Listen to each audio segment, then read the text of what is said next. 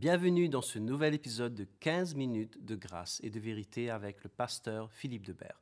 Nous allons louer le Seigneur. Je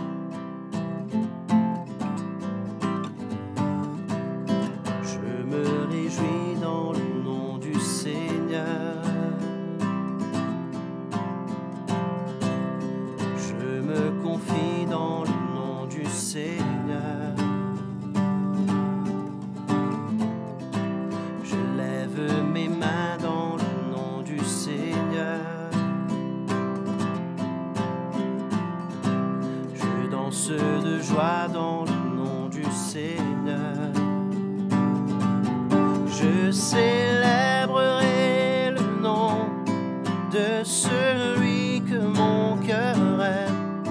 Oui, je bénirai le nom de mon Sauveur.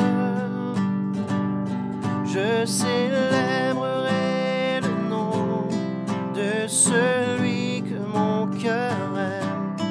Oui, je bénirai le nom du Seigneur, du Seigneur, du Seigneur.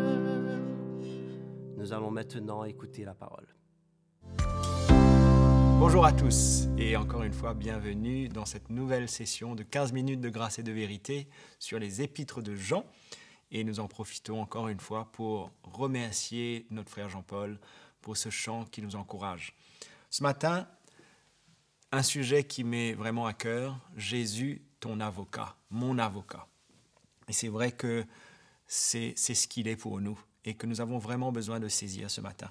Pour cela, on va lire ensemble dans 1 Jean, chapitre 2, au verset 1. « Mes petits enfants, je vous écris ces choses afin que vous ne péchiez point.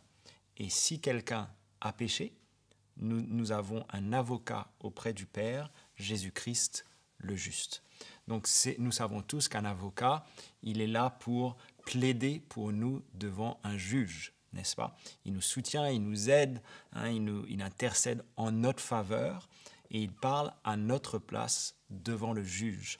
Nous n'avons pas forcément les paroles adéquates pour nous défendre et c'est pour cela qu'un avocat est tellement important parce que justement, il est là pour le faire. Et la parole de Dieu nous dit que Jésus est cet avocat auprès du Père. C'est ce qu'il est et c'est ce qu'il fait pour nous. Quand nous avons besoin, bien sûr, puisque nous n'avons pas besoin d'un avocat quand nous n'avons rien fait.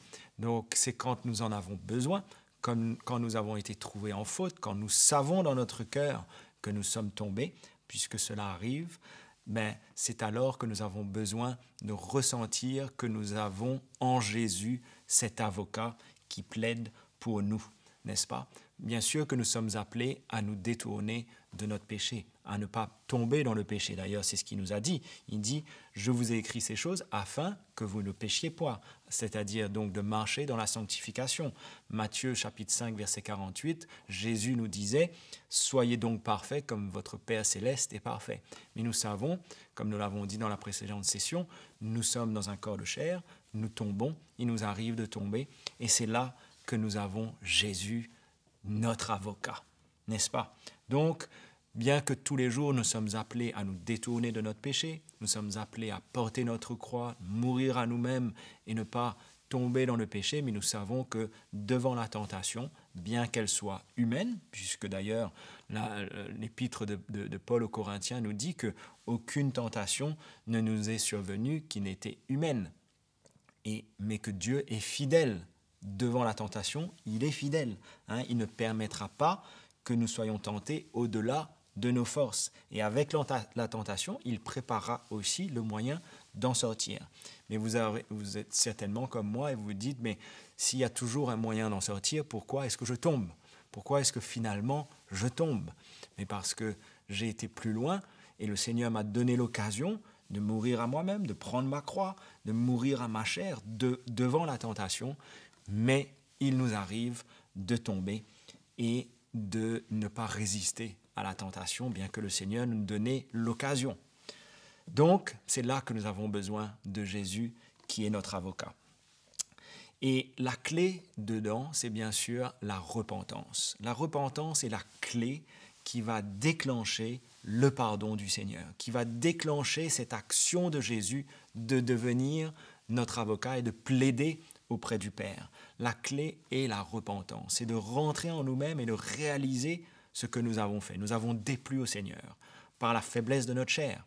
Nous avons été trop loin, nous avons poussé et nous n'avons pas réussi à résister aux désirs de notre chair, à nos réactions charnelles et nous sommes tombés.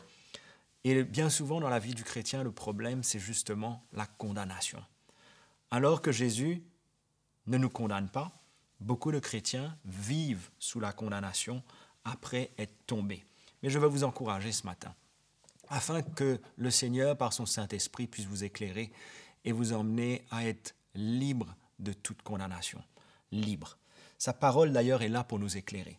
Et nous allons la lire. D'accord ? Comprenons donc qu'il n'y a plus rien qui peut nous accuser, puisque la loi, qui était celle qui nous accusait, n'est plus là.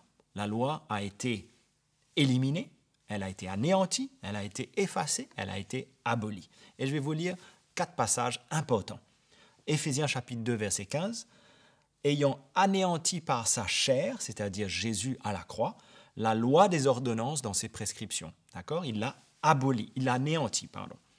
Colossiens chapitre 2, verset 13 nous dit « Vous qui étiez morts par vos offenses et par l'incirconcision de votre chair, il vous a rendus à la vie avec lui, en nous faisant grâce pour toutes nos offenses. » Donc il nous a fait grâce, il nous a pardonné toutes nos offenses, tous nos péchés. Ça c'est quand nous sommes nés de nouveau. Il a effacé l'acte dont les ordonnances nous condamnaient et qui subsistait contre nous. Il l'a détruit en le clouant à la croix. Il a effacé l'acte. Il n'y a plus rien qui nous condamne. Hébreux chapitre 7, verset 18. Il y a ainsi l'abolition d'une ordonnance antérieure, c'est-à-dire la loi de l'Ancien Testament, qui était d'ailleurs pour les Juifs. Abolition de cette loi, à cause de son impuissance et de son inutilité. La loi n'était pas capable d'emmener qui que ce soit à la perfection et de les emmener à ne pas marcher dans le péché.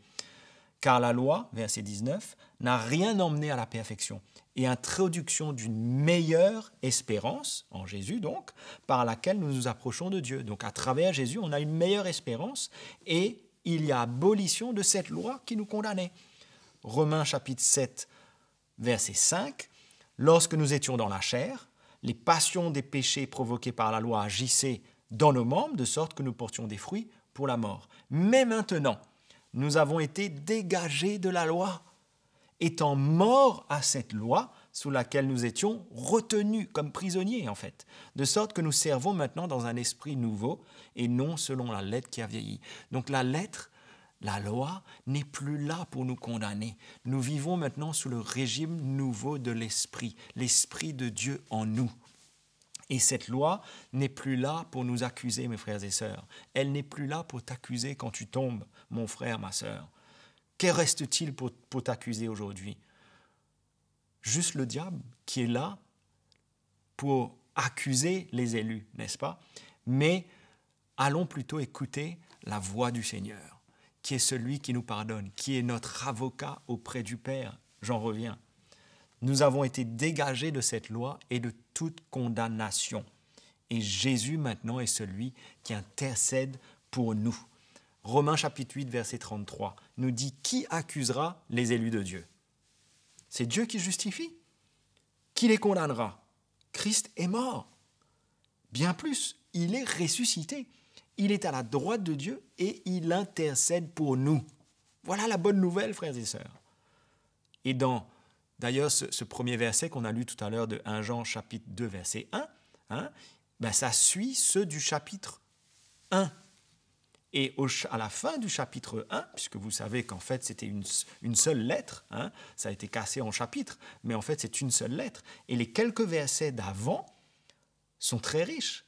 Ils nous disent, 1 Jean chapitre 1, verset 9, « Si nous confessons nos péchés, il est fidèle et juste pour nous les pardonner et pour nous purifier de toute iniquité. » Il ne nous dit pas qu'il va retenir son pardon, qu'il ne va pas nous pardonner. Il nous dit, si nous confessons nos péchés, en d'autres mots, quand nous nous repentons de tout notre cœur, de notre faute, de notre chute, de notre péché, il est fidèle et juste pour nous les pardonner. Donc, nous sommes pardonnés aussitôt que nous nous repentons et nous devons accepter ce pardon. comme la première fois que nous sommes nés de nouveau. Quand nous sommes nés de nouveau, nous nous sommes repentis de notre vie passée, de nos péchés. Est-ce que nous n'avons pas accepté ce pardon et nous n'avons pas ressenti cette joie, ce repos dans notre cœur? Notre cœur était léger, nous avons reçu par la foi le pardon. Mais pourquoi, en tant que chrétiens, ne pouvons-nous pas encore plus marcher dans cette liberté qui est que quand on se repent, le Seigneur nous pardonne et il est fidèle et juste pour nous purifier et pour nous pardonner.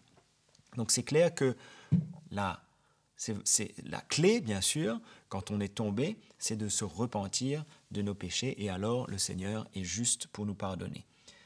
C'est un style de vie où, bien sûr, nous n'aimons pas notre péché. Nous voulons nous en défaire. Nous n'aimons pas ce style de vie. Cela ne concerne pas quelqu'un qui aime son péché, qui continue à vivre dans le péché. Mais quand nous voulons nous en débarrasser, nous n'aimons pas le péché. Mais cela est attaché à nous et il nous arrive de tomber. Nous n'aimons pas. Nous rentrons nous-mêmes à chaque fois. Nous sommes brisés dans notre cœur d'avoir déplu au Seigneur. Mais nous devons savoir que quand nous nous repentons, le Seigneur nous pardonne. Et le Seigneur ne retient pas contre nous ce que nous avons fait. Amen. Donc, Hébreux chapitre 2, verset 17 nous dit « En conséquence, il a dû être rendu semblable en toutes choses à ses frères, afin qu'il fût un souverain sacrificateur miséricordieux et fidèle dans le service de Dieu pour faire l'expiation des péchés du peuple, car ayant été tenté lui-même dans ce qu'il a souffert, il peut secourir ceux qui sont tentés. » Donc il est là pour nous secourir dans nos tentations. Pour finir, j'aimerais juste mentionner quelque chose d'important. Vous vous souvenez, dans l'Ancien Testament, il y avait des sacrificateurs. Chaque année, les sacrificateurs devaient porter les sacrifices pour leurs péchés à eux et les péchés du peuple. Mais nous avons un sacrificateur qui est venu offrir sa propre vie. Il a offert sa vie, Jésus-Christ. Il a versé son sang. Comme nous savons, sans effusion de sang, il n'y a pas de pardon. À travers le sang versé de Jésus, qui est l'agneau immolé, qui est celui qui est venu offrir sa propre vie, nous avons en lui un souverain sacrificateur qui ne meurt jamais et donc qui est toujours pour nous devant Dieu pour plaider pour nous. D'ailleurs, c'est ce qu'il dit dans Hébreux chapitre 4, verset 14. « Puisque nous avons un grand souverain sacrificateur qui a traversé les cieux, Jésus, le Fils de Dieu, demeurons fermes dans la foi que nous professons.